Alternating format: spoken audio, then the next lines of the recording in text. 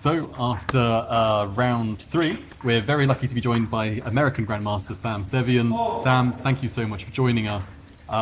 You've had a bit of a grueling period so far. You know, you've had 2 sets of tie breaks against Najer this time, and also last time against your opponent then. You know, how's it been to kind of do these long games, then go to tie breaks both times?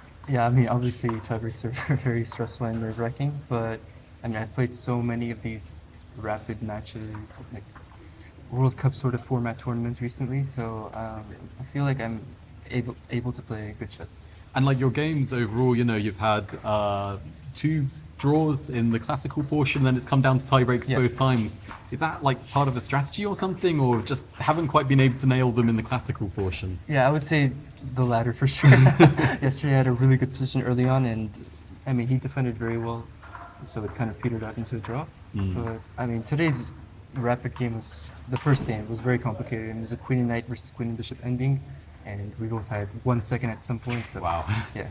So yeah, really quite adrenaline down to the wire. I've spoken a lot to the Germans who are here, and you know, they've been saying there's a lot of camaraderie in their camp. You know, there's still quite a few Americans here. You're joining Wonder Liang and also potentially Sam Shanklin, depending how his games go, into the next round. You know, is there good camaraderie in the American camp as well? Yeah, for sure. I mean, we have breakfast, dinner together. We go on walks as well. So I mean, we're usually most of the time we're together. Same as the kind of Germans to some extent. They also have dinners. And actually, as we're saying this, like there's some table tennis happening over there where the American contingent are playing.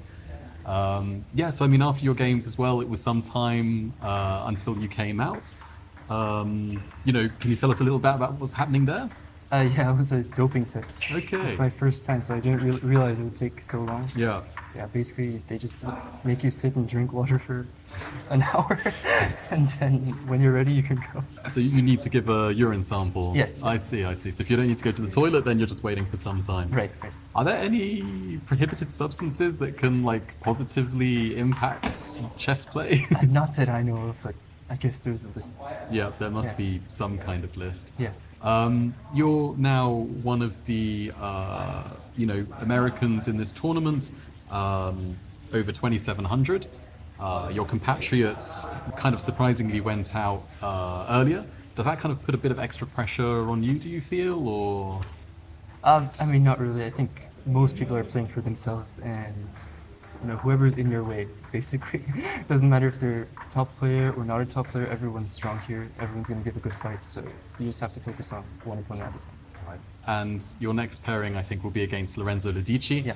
Been a bit of a dark horse this tournament, obviously took out your compatriot Hans Niemann, came back against Mickey Adams. You know, what's the kind of feeling there? Is he one to maybe be a bit wary of with his form lately, or you're comfortable that you'll be able to tackle him? Well, I mean, obviously taking out Hans is a very big achievement, and Mickey as well. It was a up and down 2 games, but he managed to get the job done. So I'm expecting a very, very good fight. Absolutely perfect. Well, thank you so much for joining us and for having this chat, and yeah, wishing you the best for the rest of the tournament. Thank you. Thank you so much, Sam. Thank you.